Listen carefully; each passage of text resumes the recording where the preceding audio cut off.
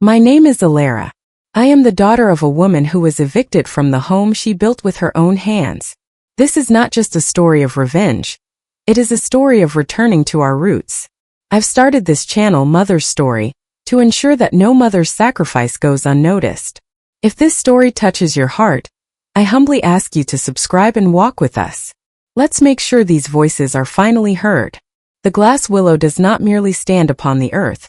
It breathes with a rhythmic, translucent grace that defies the heavy arrogance of the hills surrounding it.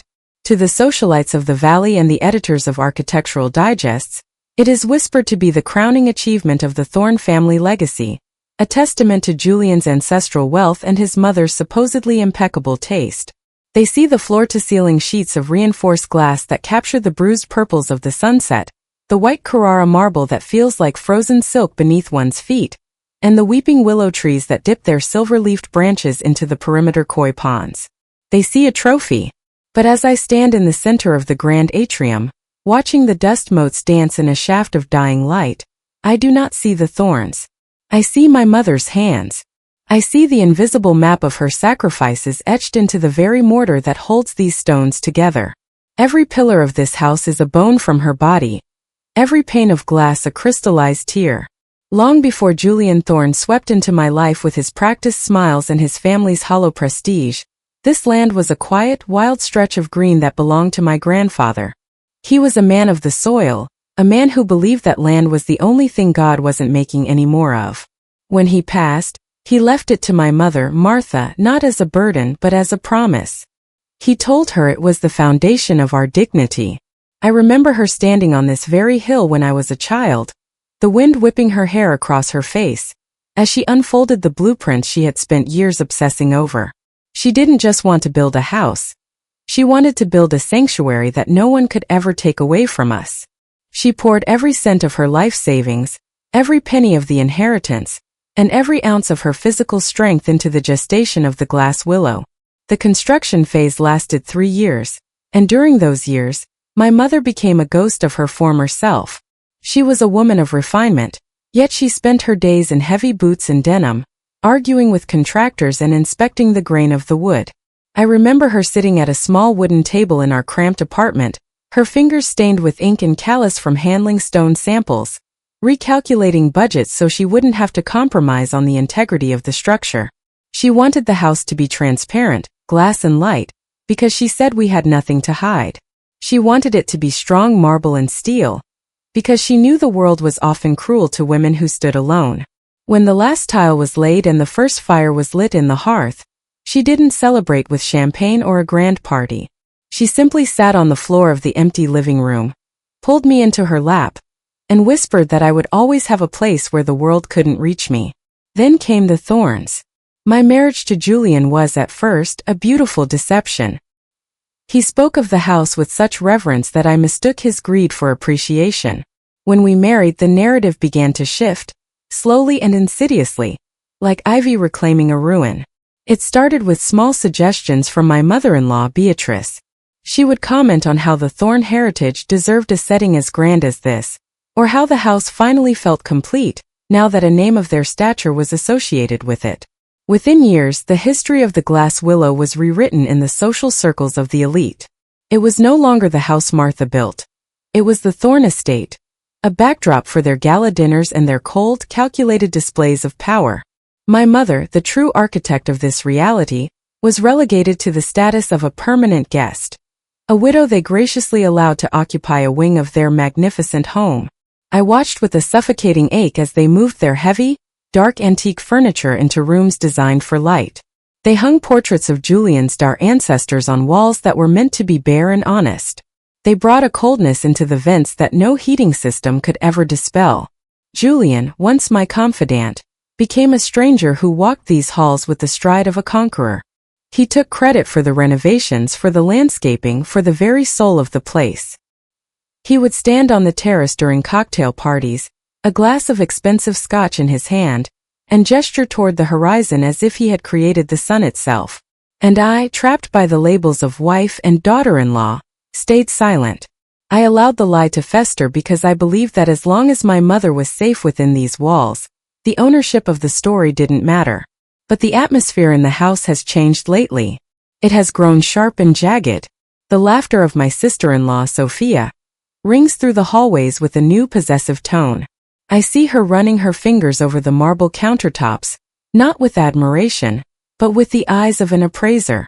There is a predatory stillness in the way Beatrice watches my mother during breakfast, as if she is calculating the cost of the air my mother breathes. They treat her like a glitch in their perfect opulent matrix. They see a tired woman in a simple linen dress who doesn't understand the nuances of their high society warfare, and they despise her for it. They despise her because despite their efforts to erase her, the house still remembers her. It remembers the way she hums in the kitchen and the way she knows exactly which floorboards creak in the night. Tonight the house feels especially heavy. The silence is not peaceful. It is the silence of a held breath. I walked past the study earlier and heard the low melodic drone of Julian's voice, punctuated by his mother's sharp, decisive tones. They weren't discussing business or politics. They were discussing the glass willow, as if it were a piece of fruit ready to be plucked and peeled. They speak of it with a terrifying sense of entitlement, oblivious to the fact that every inch of this property is soaked in a history they didn't write. I looked at the portraits of my father and grandfather tucked away in the smaller, darker hallway, and I felt a surge of protective fury that nearly choked me. They think we are weak because we are quiet. They think that because they have draped their name over the gates, they have conquered the land. I found my mother in the garden just as the moon began to rise. She was clipping dead lavender stems, her movements slow and deliberate. She looked so small against the backdrop of the massive glass walls she had envisioned decades ago. For the first time, I noticed how thin her wrists had become, how the light of the house seemed to wash her out rather than illuminate her. She looked up and smiled at me, a tired, knowing smile that broke my heart into 1,000 jagged pieces. She knows. She feels the walls closing in, the subtle shifts in the Thorne family's demeanor, the way the staff now looks to Beatrice for orders instead of her. She has spent her life building a fortress for me, only to realize she might have built a cage for herself. As I helped her back inside, our footsteps echoing on the marble, I realized that the Thorne era of this house was a fever dream that was about to break. They see the gold leaf and the prestige, but they have forgotten to look at the dirt. They have forgotten that a house is only as strong as the title it sits upon. Tomorrow they will likely present me with their demands. They will use words like family unity and legacy to mask their theft. They will expect me to crumble, to sign away the last of my mother's dignity to satisfy Sophia's whims.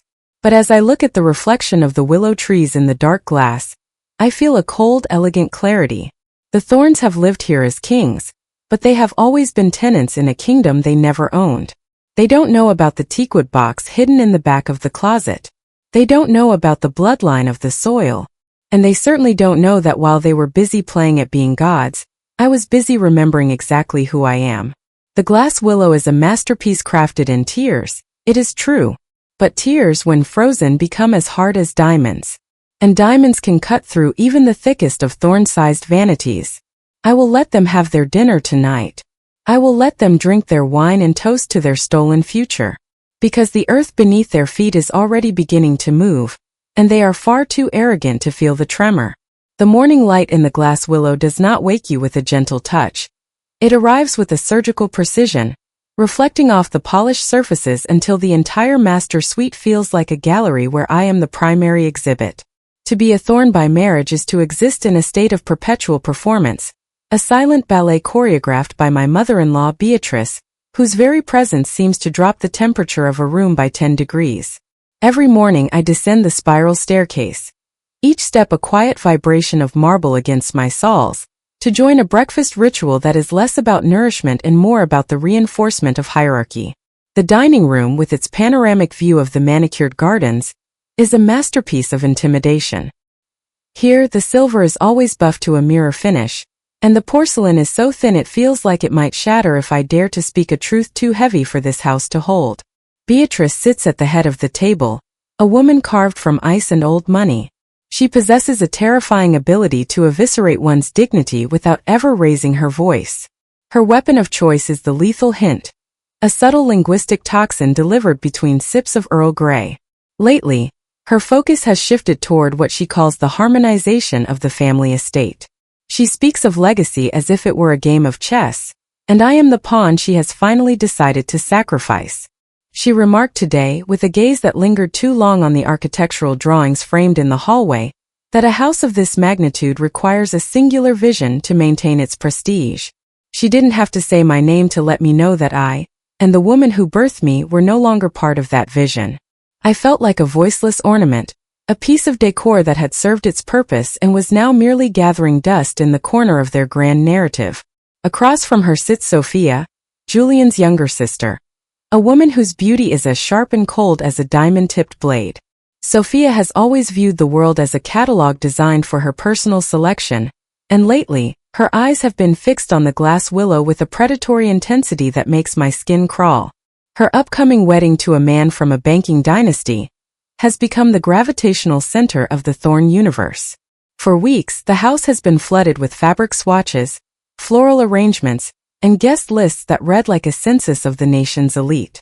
But beneath the talk of silk tulle and vintage champagne lies a much darker ambition.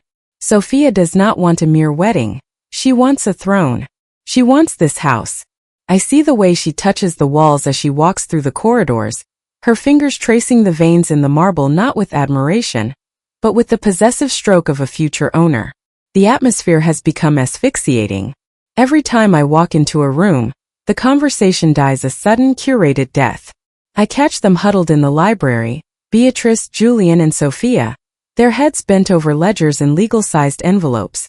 Julian, my husband, the man who once promised to be my shield, has become an echo of his mother's ambitions. When he looks at me now, he doesn't see the woman he married. He sees a legal technicality, a barrier to the consolidation his mother so fervently desires. He has mastered the art of the distracted kiss and the empty reassurance, his eyes always wandering toward the windows, calculating the value of the view my mother worked her fingers to the bone to provide for us. He has become a stranger who shares my bed, a man whose loyalty is tied to the thorn name and the gold leaf that gilds it. My mother, Martha, senses the shift, though she carries herself with a quiet, heartbreaking grace that only makes my fury burn hotter. She spends more time now in her garden, her hands buried in the soil as if she is trying to hold onto the earth before it is swept away from beneath her. She avoids the main areas of the house, retreating to her wing like a ghost haunting her own creation. When she does appear at dinner, the silence from the Thorns is deafening. They treat her presence as an administrative error, a lingering debt they are eager to settle. Beatrice once remarked with a thin, cruel smile that some people are simply not built for the weight of true grandeur, a comment intended to remind my mother that despite building these walls, she would never truly belong within them. I watched my mother's shoulders tighten, a momentary flicker of pain crossing her face before she lowered her eyes to her plate. In that moment, the gilded cage felt like it was shrinking, the bars pressing against my ribs until I could barely draw a breath. The pressure is not always overt. It is in the way the staff has begun to bypass me for instructions, seeking Beatrice's approval for the smallest household changes. It is in the way Sophia has already started sketching out renovations for my mother's suite, discussing openly how a bridal suite would look better with the morning sun. They speak of my mother's departure as an inevitability, a footnote in the grander story of Sophia's union. They have begun to use the phrase consolidating family assets with a rhythmic frequency, a mantra designed to normalize the theft they are preparing to commit. They want me to believe that by surrendering this house, I am performing a noble act of family devotion, when in reality, they are asking me to participate in the erasure of my own mother's soul. I feel the weight of their expectations like a physical burden. They expect me to be the good Thorn wife, the one who prioritizes the dynasty over the heart. They think my silence is a sign of weakness, a white flag of surrender fluttering in the wind. They see my expensive clothes and the jewelry Julian buys me to assuage his guilt, and they assume I have been successfully bribed into compliance.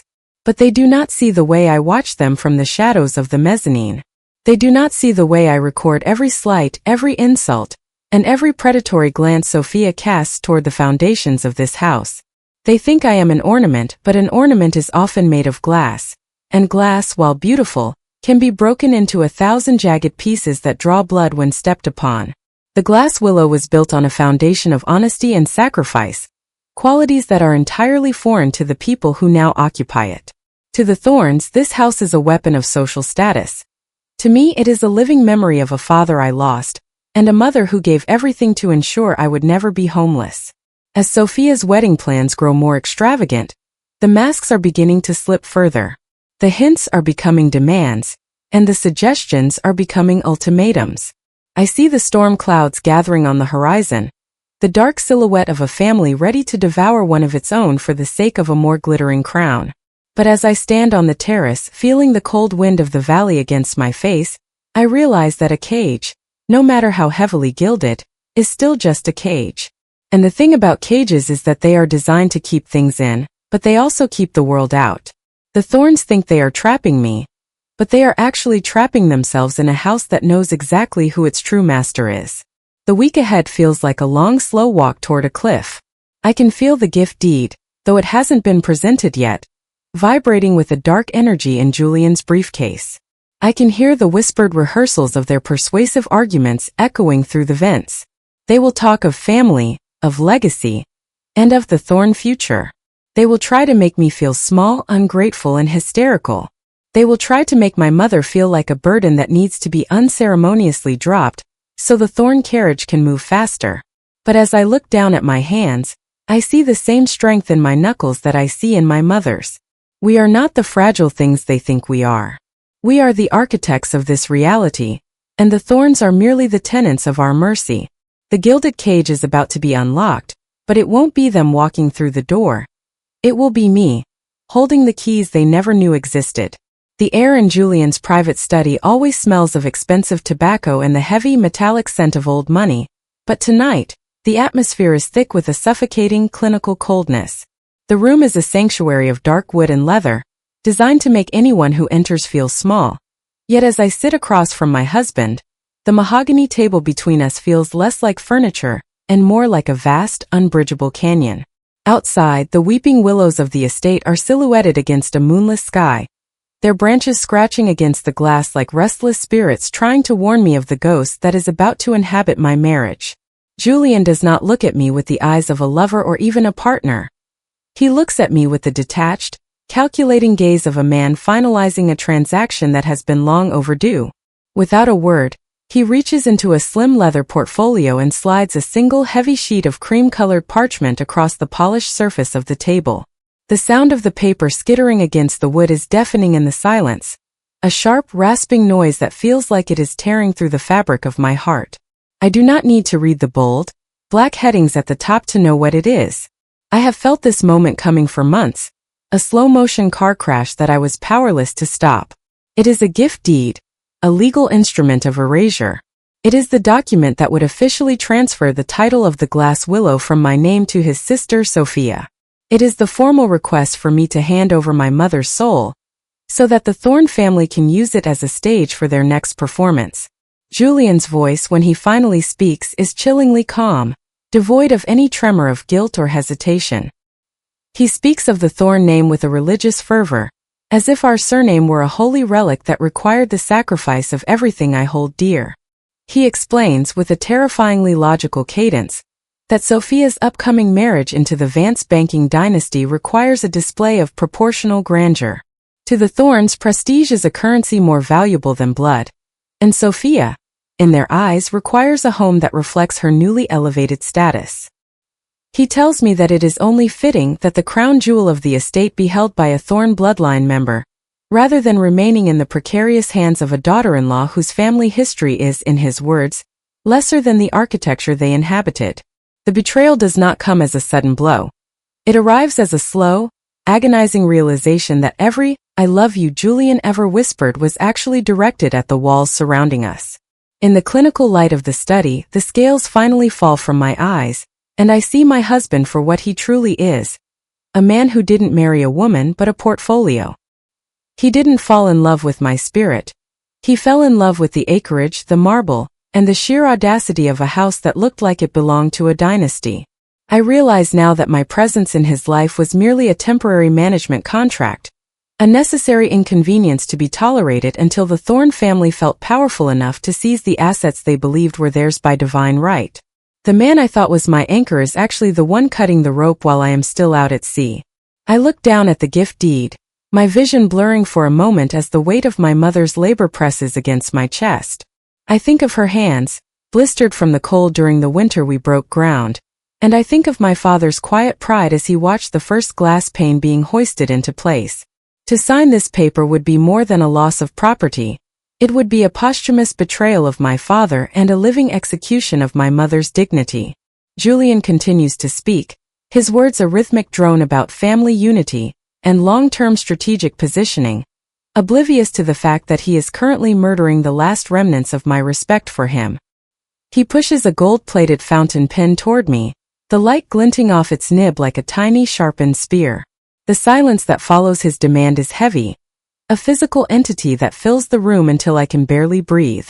I do not reach for the pen. Instead, I fold my hands in my lap, feeling the coldness of my wedding ring.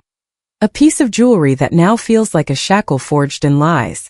I remember the way he looked at me on our wedding day, and I realize with a sickening clarity that he wasn't looking at my veil.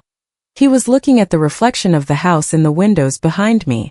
He has always been a tenant in my heart, and tonight, I am finally seeing the eviction notice written in his own cold, aristocratic hand. The thorn prestige he speaks of is nothing more than a hollow shell, a gilded mask worn by a family too insecure to build anything of their own, choosing instead to feast on the legacies of others.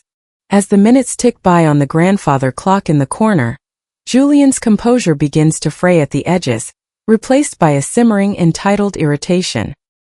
He cannot comprehend why I am not immediately compliant. To him, the house is a commodity. To me, it is a cathedral of memory. He begins to paint a picture of my future if I refuse, a future of social exile, of being the difficult wife who stood in the way of family progress. He implies that my mother's accommodation in the wing is a charity that can be revoked, a threat he delivers with a casual cruelty that makes me want to scream. But I do not scream.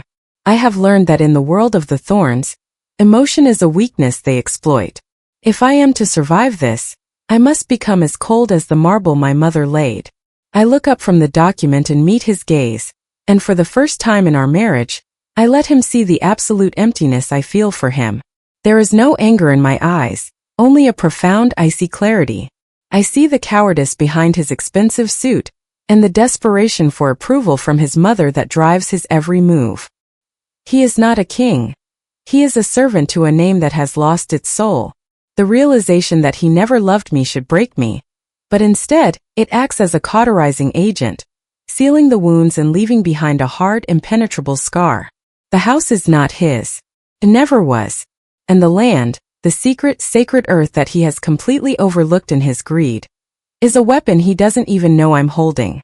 I slide the gift deed back toward him, the paper making that same grating sound against the mahogany. I do not sign it. I do not even touch the pen. The look of shock on his face is almost comical, the look of a man who has never been told no by someone he considered his property. In that moment, the power dynamic in the room shifts so violently that the air seems to hum. He believes he has backed me into a corner, using my mother's housing as a ransom, but he has forgotten that cornered animals are the most dangerous. He sees a wife who is refusing to be a pawn. I see a woman who is finally reclaiming her board. The true nature of the Thorn betrayal is now laid bare, stripped of its polite euphemisms and social graces.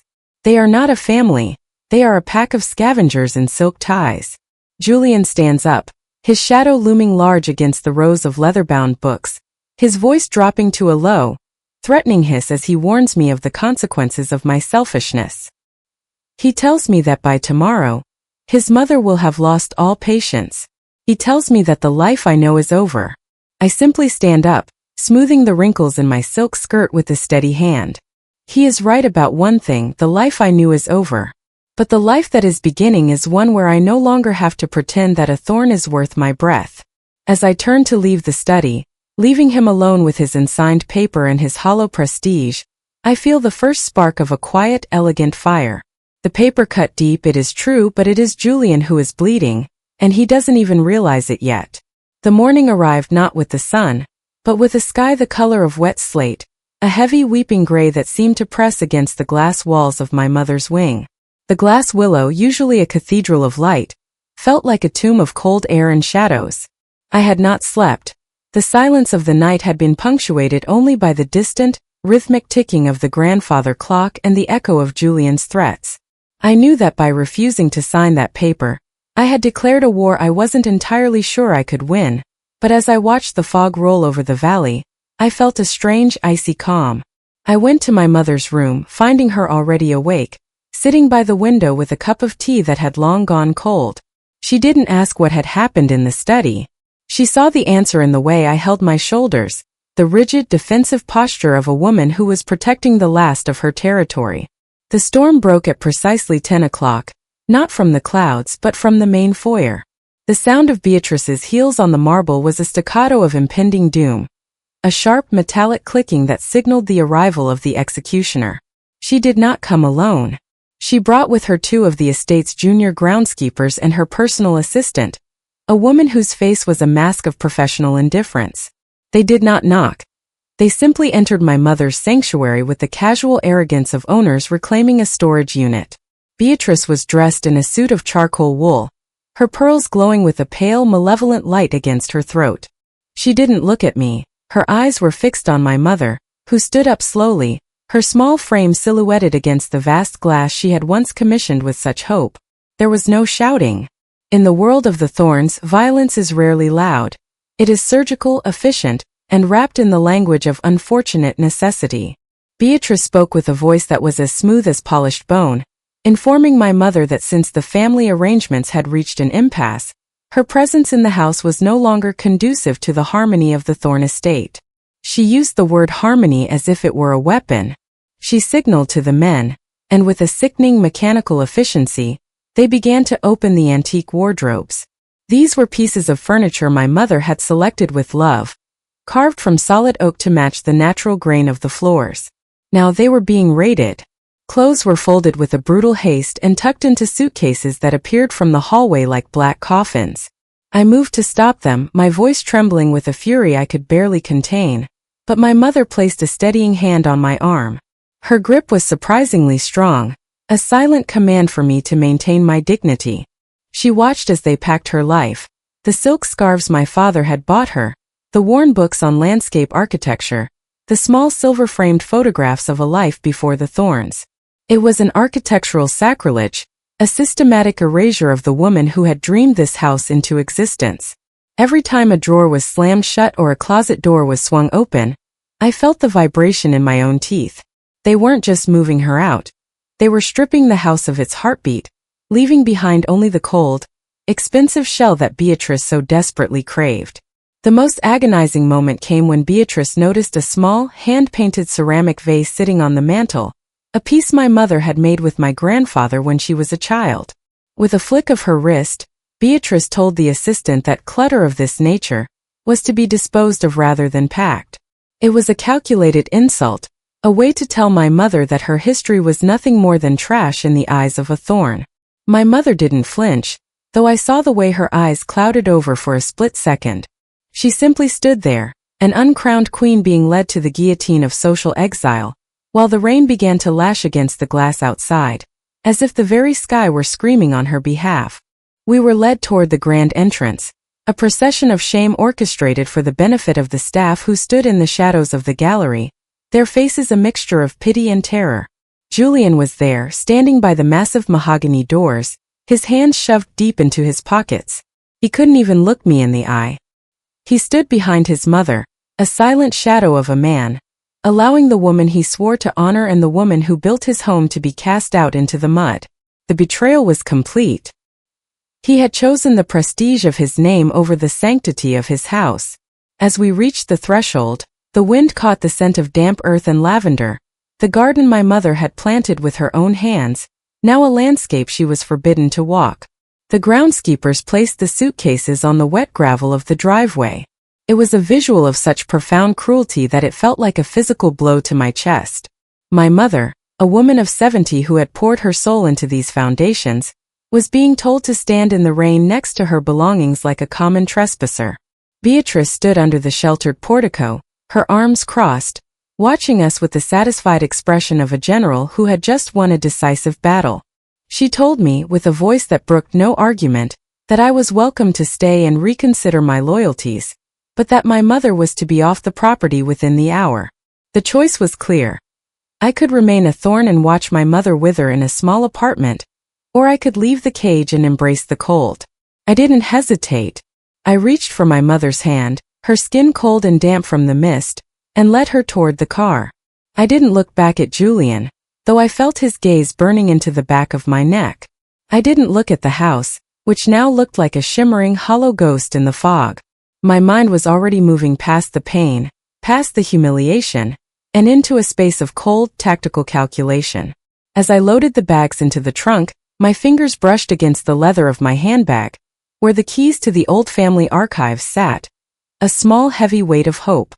The Thorns thought they were ending a story today, but they were merely closing a chapter.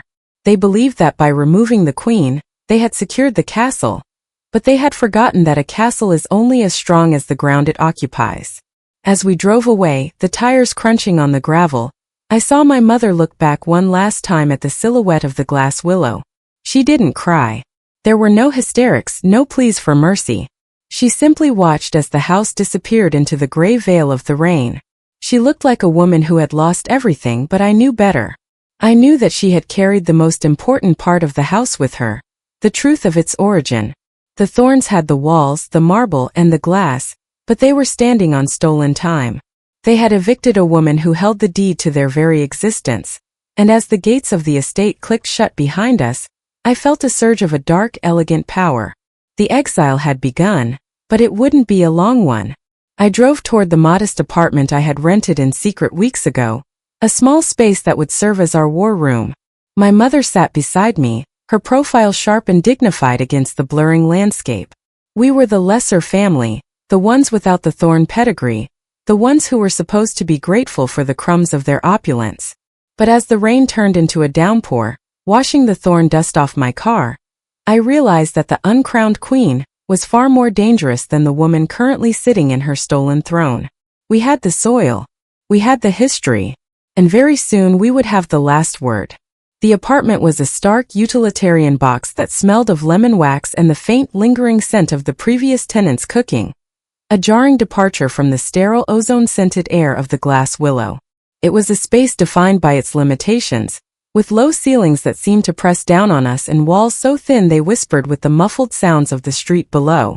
Yet, as I watched my mother sit on the edge of a mismatched sofa, her hands folded neatly in her lap, I realized that for the first time in years, the air didn't feel heavy with judgment.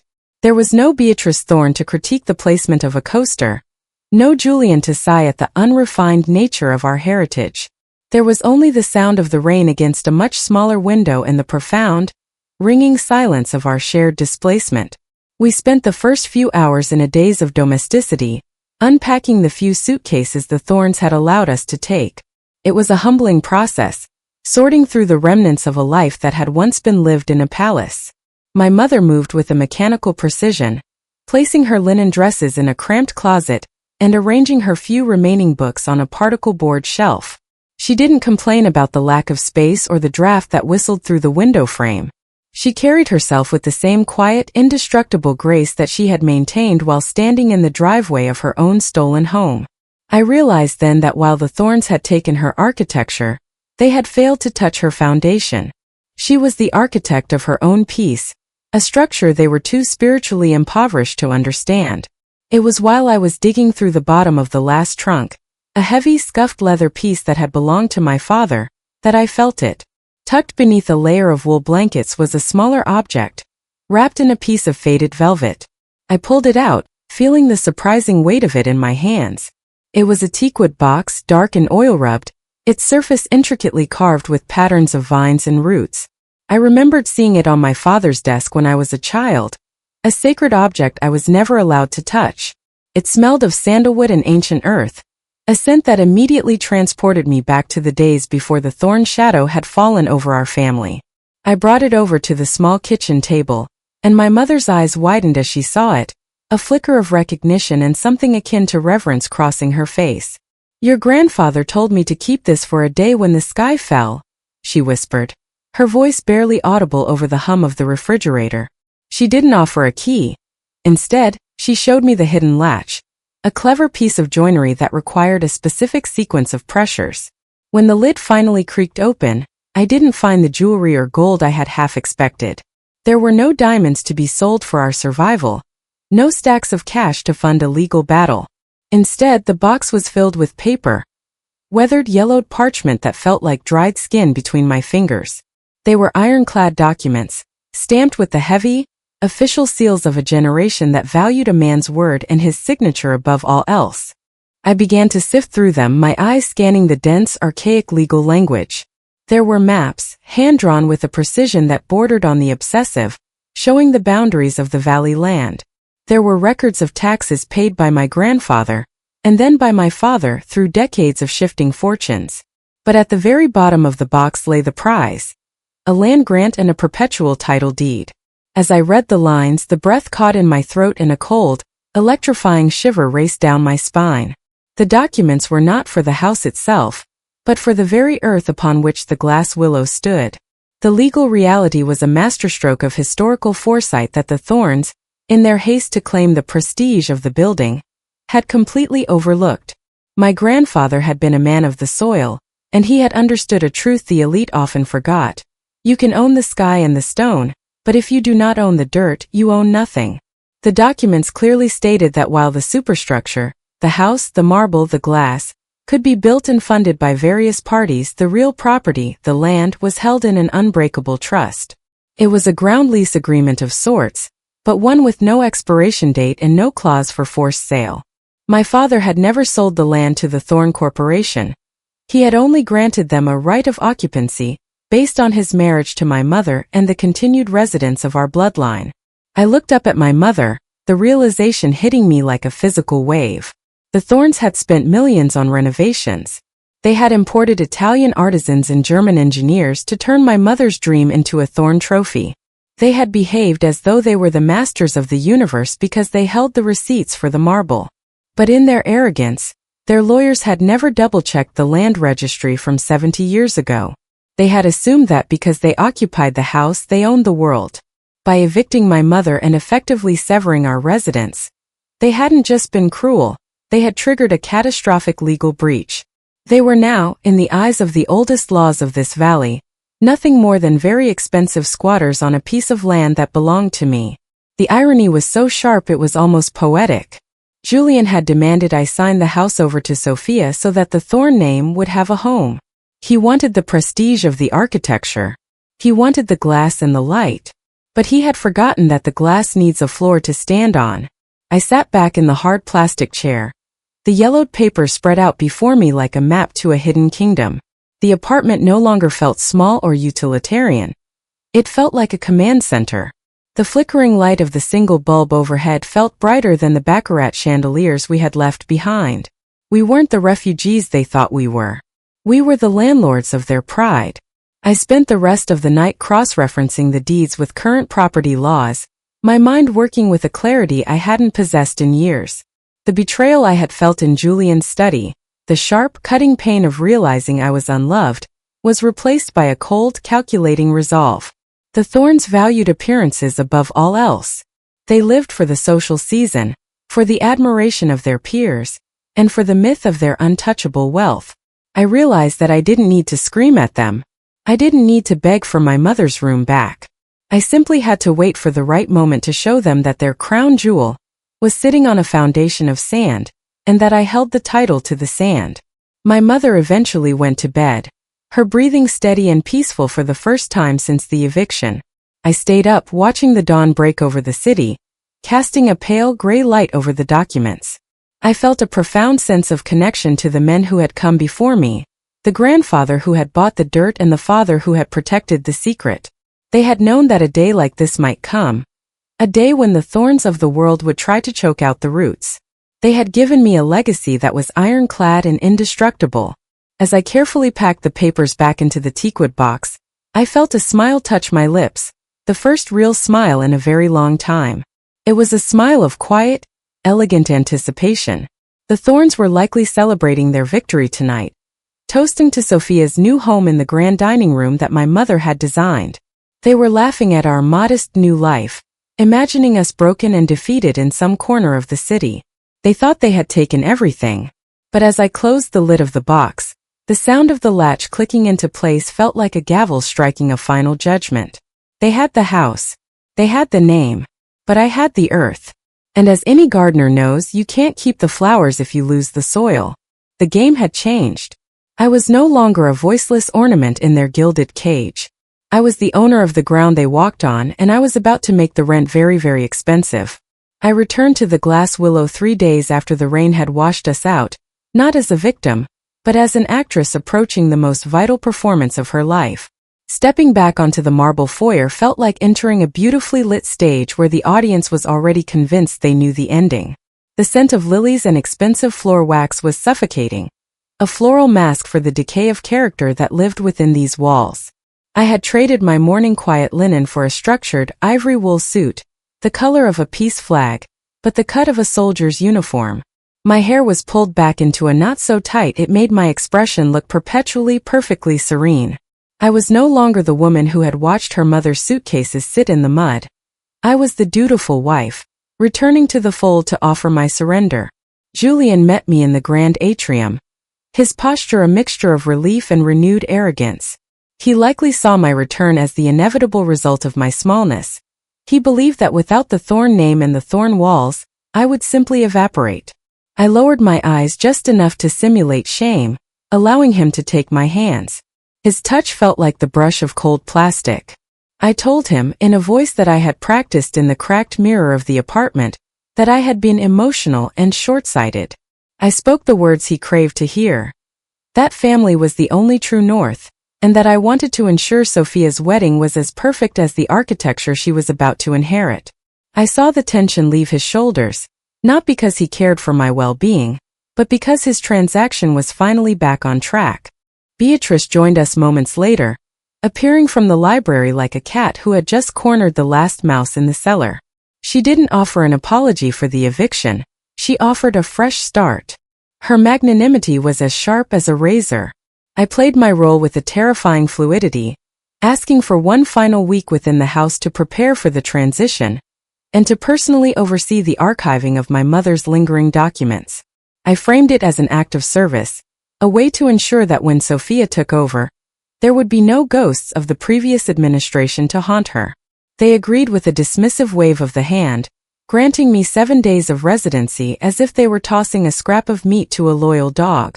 They didn't realize that in 7 days a world could be built, or a dynasty destroyed.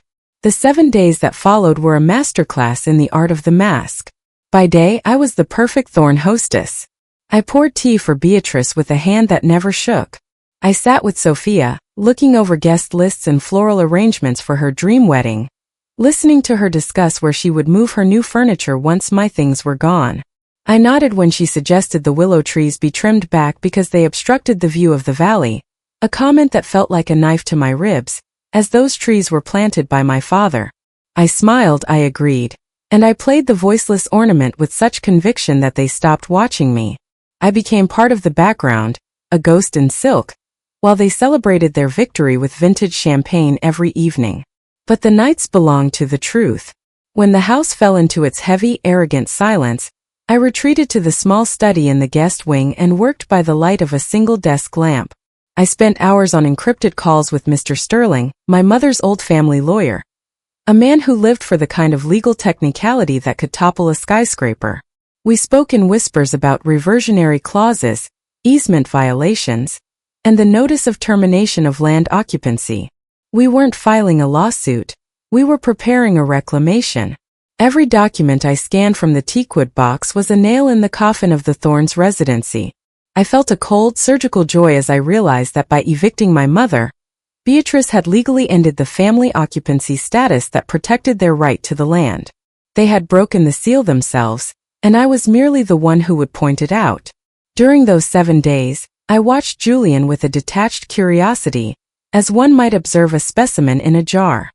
He was so convinced of his own gravity that he never noticed the shift in the atmosphere. He would come home from his office, pour a drink, and talk about the legacy he was securing for Sophia, never once asking how my mother was doing in her small lemon-scented apartment. He had completely erased her from his narrative. To him, she was a discarded draft. Every time he touched my shoulder or spoke of our future in the city, I had to suppress a shudder of revulsion. I was serving a man who had sold my soul for a title deed he didn't even truly hold. I spent the 6th day meticulously organizing the Last Supper. I told Beatrice I wanted to host a formal dinner to celebrate Sophia's upcoming wedding, and to officially hand over the keys, in front of the extended family. It was the perfect lure. To the Thorns, a public display of submission was the ultimate trophy. Beatrice was delighted, seeing it as a way to silence any rumors about the unpleasantness with my mother. She authorized a budget that would have fed a village for a year, and I used it to create a masterpiece of irony. I ordered the finest linens, the most expensive orchids, and a menu that was a tribute to the land, truffles, root vegetables, and wines that tasted of the soil. I wanted them to be well fed before I stripped them of everything. The psychological toll of the mask was immense. There were moments standing in the middle of the grand atrium, when the sheer scale of their greed felt like it might crush me. I would look at the marble floors my mother had paid for and feel a scream building in my throat. But then I would think of the teakwood box and the yellowed parchment that held the power to turn this palace into a pile of very expensive, unmovable rubble. I realized that my obedience was a weapon, and my silence was a countdown. The Thorns thought they were teaching me a lesson in power. I was actually teaching them a lesson in foundations. On the final night before the dinner, I walked the perimeter of the estate one last time. The glass walls of the house glowed like a lantern in the dark, a shimmering illusion of stability. Inside, I could see the silhouettes of the family laughing, their shadows cast large against the walls they didn't own. They looked so permanent, so untouchable. But I knew that by this time tomorrow, the harmonization Beatrice so desired would become a discord they could never fix. I felt the weight of the folders I had prepared, slim, elegant white envelopes that looked like invitations but contained the end of their world. The mask of obedience was now fused to my skin, a cold porcelain surface that hid the fire beneath. I had played the submissive wife so well that I had even begun to pity them, not for the loss of the house, but for the poverty of their imagination. They thought money could buy history. They thought a name could command the earth. As I walked back toward the grand entrance, my heels clicking softly on the gravel, I felt a profound sense of peace. The 7 days were up. The trap was set. The blade was sharpened to a microscopic edge, and I was the only one who knew where the jugular was. Tomorrow there would be no more masks. There would be no more dutiful wife. There would only be the owner of the soil, standing in the house her mother built, watching as the walls began to close in on the people who thought they could steal a legacy. I went to bed and slept the deep, dreamless sleep of the righteous, while the Thorn family slept in a house that was already slipping through their fingers. The air in the grand dining hall of the Glass Willow was thick with the scent of white lilies and triumph. Tonight, the house was ablaze with every crystal chandelier dimmed to a warm, candle-like amber, casting a deceptive softness over the faces of the Thorn clan. They had arrived in their finest silks and tailored wools, uncles, cousins, and business associates, all summoned to witness the final harmonization of the family estate. To them, this was not just a dinner, it was a coronation. Sophia sat near the head of the table, her eyes darting around the room as if she were already mentally rearranging the art. Beatrice was at the helm, radiating a cold, regal satisfaction, her pearls glowing against her skin like trophies won in a long-fought war. I had dressed for the occasion with a precision that was almost surgical. I wore a vintage floor-length gown of midnight navy silk, a piece from my mother's youth that felt like a suit of armor. Around my neck, I had placed my grandfather's pearls, each one heavy and cool, a physical reminder of the lineage that actually mattered. I moved among the guests with the effortless grace of a woman who had finally accepted her place, offering smiles that were as bright and hollow as the Thorn promises. I watched Julian from across the room. He looked relieved, his chest puffed out as he accepted congratulations on securing the family future. He truly believed that the woman in the navy silk was the same broken girl he had threatened in his study a week ago. The dinner was a masterpiece of opulence and irony. I had curated a menu that celebrated the very earth they were about to lose, though they were too blinded by their own reflected glory to notice. We ate roasted root vegetables glazed in honey from the valley and beef that had grazed on the surrounding hills. With every bite, they were consuming the legacy they thought they had stolen. The conversation was a rhythmic drone of aristocratic self-congratulation. Sophia spoke loudly about the thorn glass willow and the renovation she planned to begin the following Monday. She talked about tearing down the old conservatory, the one my father had built, to make room for a modern yoga studio. I took a slow sip of vintage Bordeaux, the liquid tasting of iron and dark fruit, and simply nodded.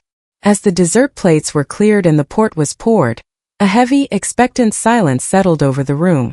This was the moment they had all been waiting for. Beatrice tapped her crystal glass with a silver spoon, the sound ringing out like a funeral bell. She stood up, her gaze sweeping over the assembled guests before landing on me with a look of predatory affection. She spoke of tradition, of the weight of the Thorn name, and of the generosity I was showing by gifting the house to Sophia. She framed my dispossession as an act of nobility, a way for me to truly become one of them. It was a sickening performance, a verbal whitewashing of the cruelty she had inflicted upon my mother. Julian then stood, reaching into his jacket to produce the leather portfolio containing the gift deed. He placed it on the table in front of me, next to the gold-plated fountain pen he had tried to force on me before. The room held its breath.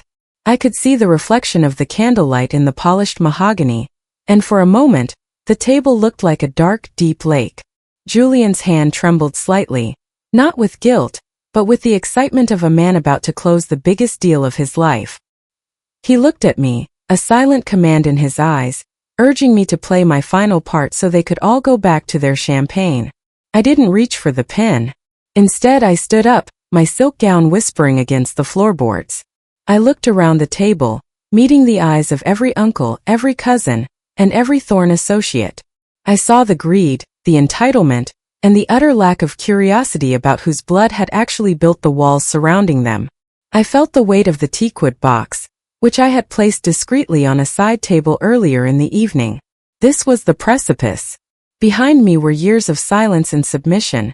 Before me was the truth that would burn the Thorn house to the ground. I've spent a lot of time this week thinking about the Thorn legacy. I began, my voice steady and resonant, carrying to the furthest corners of the hall. Julian smiled, thinking I was starting a speech of gratitude. Beatrice leaned back, her fingers laced over her pearls. I continued, I've thought about what it means to belong to this land. You all talk about this house as if it were a crown, something to be passed around and polished. But you've forgotten that a crown is nothing without a head to wear it, and a house is nothing without the earth that holds it up. The smile on Julian's face faltered. Beatrice's eyes narrowed, the ice in her gaze beginning to crack. I didn't wait for them to interrupt. I reached over to the side table and picked up a stack of slim, elegant white envelopes, the ones I had prepared with Mr. Sterling. I began to walk around the table, placing an envelope in front of Beatrice, one in front of Julian, and one in front of the family's lead counsel, who was sitting near the end. Tonight was supposed to be a celebration of a gift, I said, my voice dropping to a whisper that felt louder than a shout. But I realized that I cannot gift something that is already being reclaimed by its rightful owner. Inside those envelopes you won't find a signed deed. You will find a formal notice of land reclamation and a termination of occupancy. A confused murmur rippled through the room. Sophia laughed, a sharp, nervous sound, while the lawyer tore open his envelope with trembling fingers. I watched as the blood drained from his face, his eyes darting across the yellowed copies of the original land titles and the ironclad deeds from my grandfather. Julian grabbed the papers from his mother's hand, his brow furrowing as he tried to process the legal jargon that was currently dismantling his world. The glass willow stands on my mother's land, I stated, my hands resting calmly on the back of my chair. Land that was never sold, never transferred, and never part of the Thorn estate. By evicting my mother, you breached the occupancy agreement that allowed you to reside here. You aren't the owners of this property. You are trespassers in expensive suits. The silence that followed was absolute. It was the sound of a dynasty realizing they were standing on air.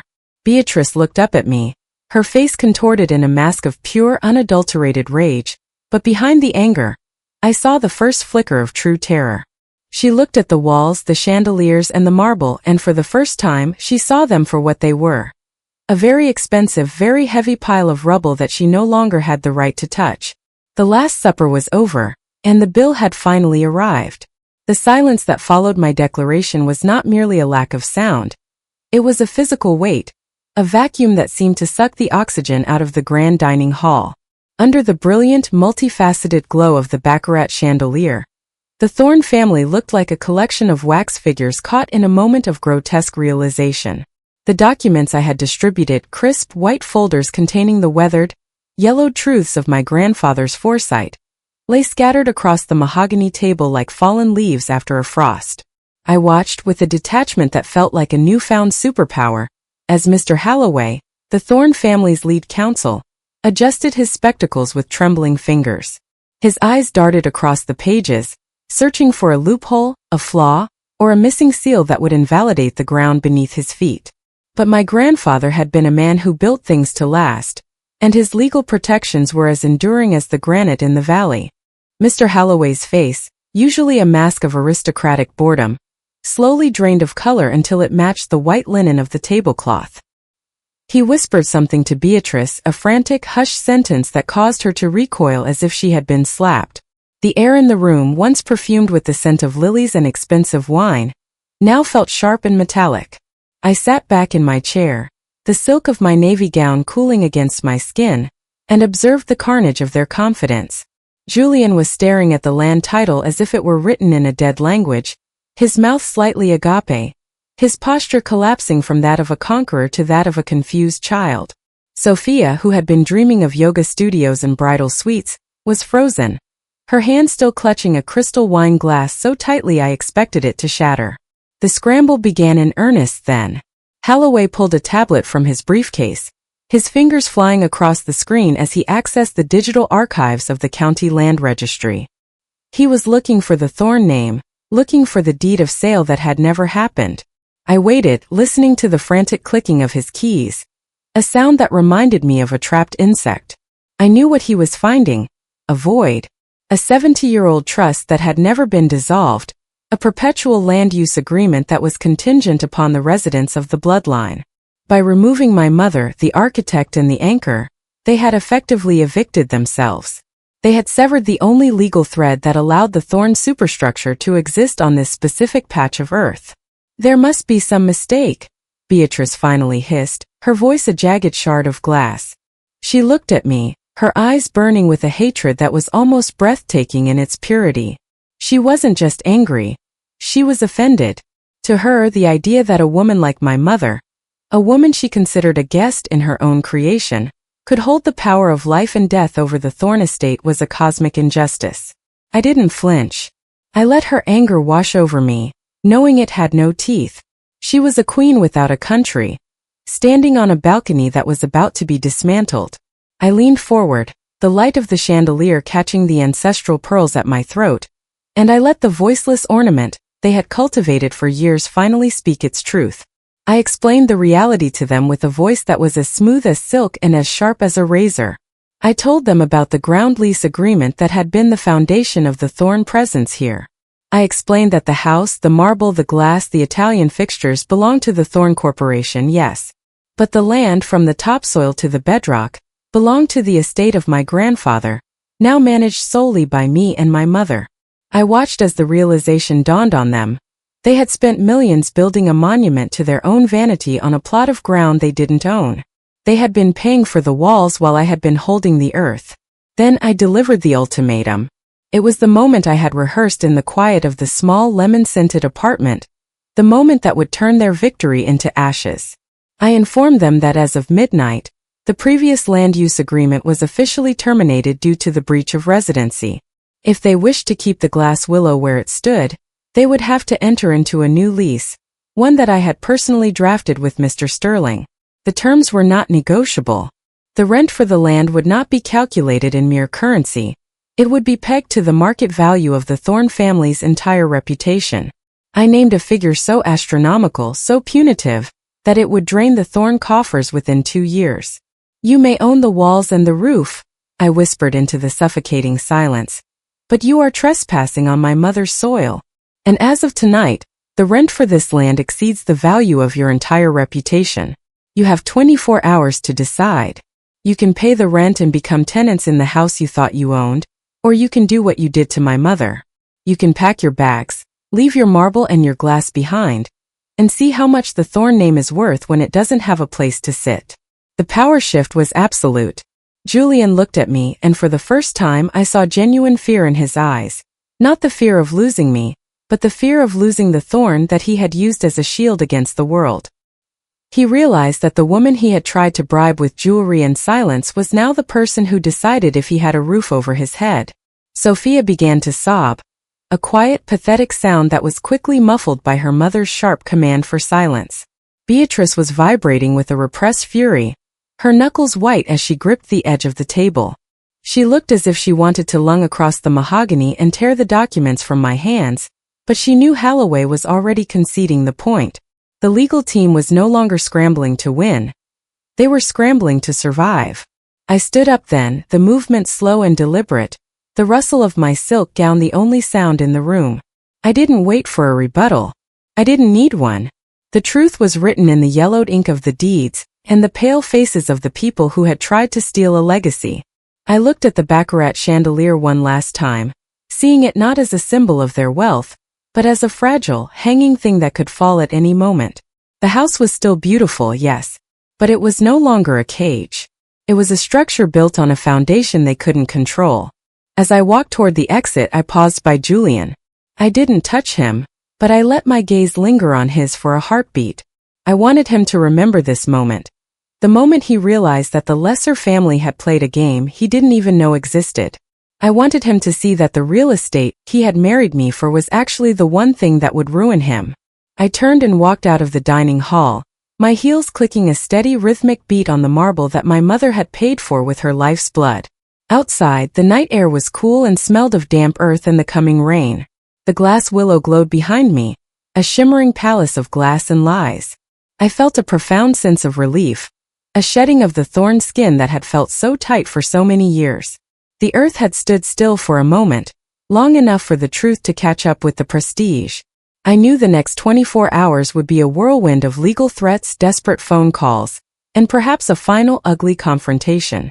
But as I reached my car, I felt the teakwood box in the passenger seat, a solid, heavy weight of reality. The thorns were about to learn a lesson that my grandfather had known by heart. You can build a kingdom in the sky, but eventually, you have to come down to the dirt. And the dirt was mine. The 24-hour deadline descended upon the glass willow not with a bang, but with the hollow, echoing sound of entropy. By the following afternoon, the house that once served as a fortress of thorn arrogance had transformed into a shimmering cage of panic. The morning sun, usually so flattering to the marble and glass, now acted like a harsh spotlight in an interrogation room, exposing every frantic movement and every desperate hushed conversation. I stood on the mezzanine, my hands resting lightly on the cold steel railing, watching the collapse of their sandcastle from a distance. The atmosphere was no longer one of refined luxury. It was the frantic, disordered air of a sinking ship where the officers had realized there were no lifeboats for their egos. Beatrice Thorne was the first to truly break. The woman who had spent decades cultivating a persona of unshakable aristocratic poise was now reduced to a state of vibrating hysteria. I watched her from above as she paced the grand foyer, her heels, usually a rhythmic signature of authority, now stumbling over the very floor she had claimed as her own. She was screaming into her phone, her voice echoing through the glass atrium in jagged, shrill peaks that stripped away the last of her dignity. She was calling judges, governors, and old family friends, only to find that even in her world, the law of the land was an absolute sovereign. Her class was a mask that required the soil to stay in place, and without it, she was just an aging woman shouting at walls that no longer listened to her. When she saw me watching her, she didn't offer a cold glare. She looked up with a face distorted by a primal, ugly terror. She looked at me as if I were a ghost that had suddenly developed the power to manifest a guillotine. Sophia's collapse was quieter, but no less absolute. I found her in the conservatory, surrounded by the floral samples and silk swatches for a wedding that would now never have a home. She was sitting on the floor, the same floor she had planned to renovate into a bridal suite, clutching a piece of lace as if it could keep her from drowning. Her dreams of a trophy home, A stage where she could play the role of the ultimate socialite, had shattered into 1,000 jagged pieces of grief. She wasn't crying for the loss of a family sanctuary. She was crying for the loss of a status symbol.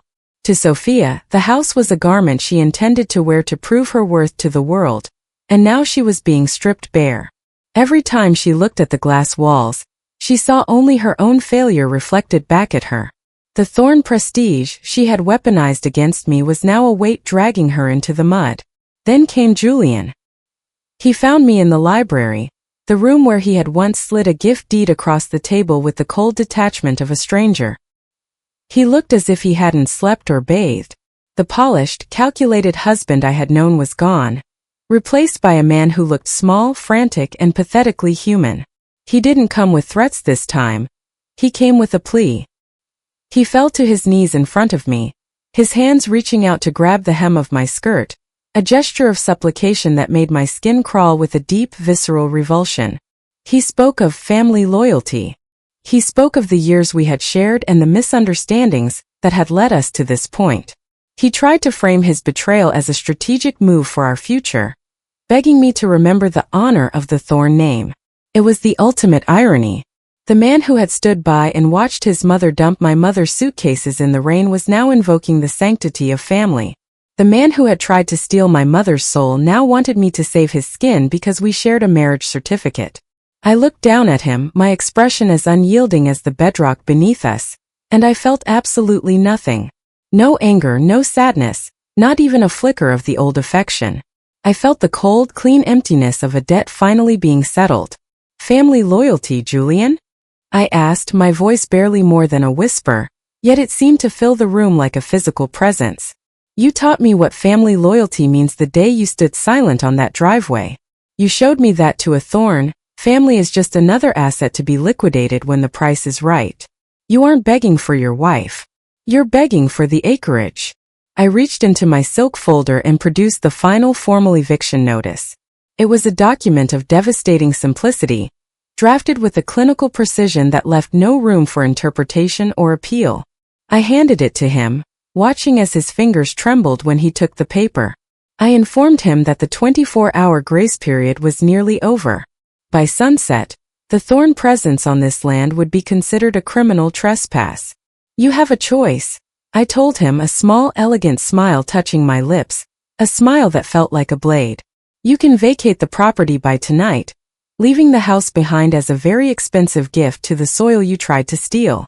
Or you can take your house with you. You own the walls, the marble, and the glass. If you value them so much, move them. Dig them up, crate them, and find another piece of earth that will have you. But by 6 o'clock, this land returns to my mother. And she doesn't want your ghosts in her garden.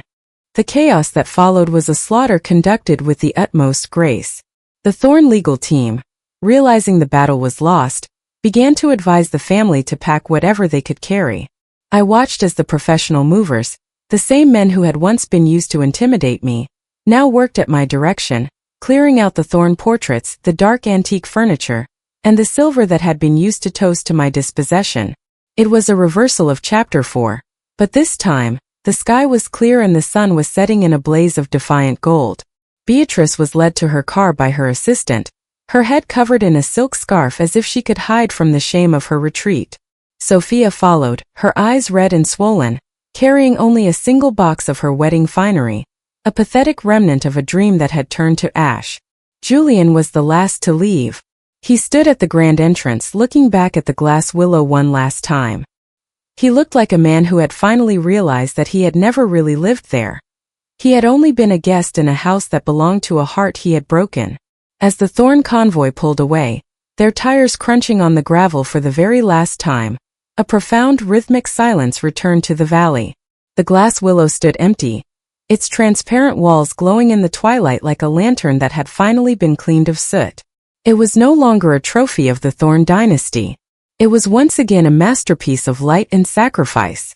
I walked through the empty rooms, the sound of my footsteps echoing on the marble, feeling the house begin to breathe again. The air felt lighter, the shadows less oppressive. The sandcastle had collapsed, washed away by the tide of truth, and what remained was the solid, honest earth. I pulled out my phone and dialed the only number that mattered. When my mother answered, her voice was quiet, hesitant. I told her the car was on its way. I told her the gardens were waiting. I told her that the house she had built was finally truly ours. As I hung up, I looked out at the willow trees, their silver branches swaying in the evening breeze. They didn't look like they were weeping anymore. They looked like they were waving goodbye to the ghosts. The elegant revenge was complete, not with a scream, but with the quiet final click of a lock that would never again open for a thorn. The drive back to the valley was conducted in a silence that was neither heavy nor hollow.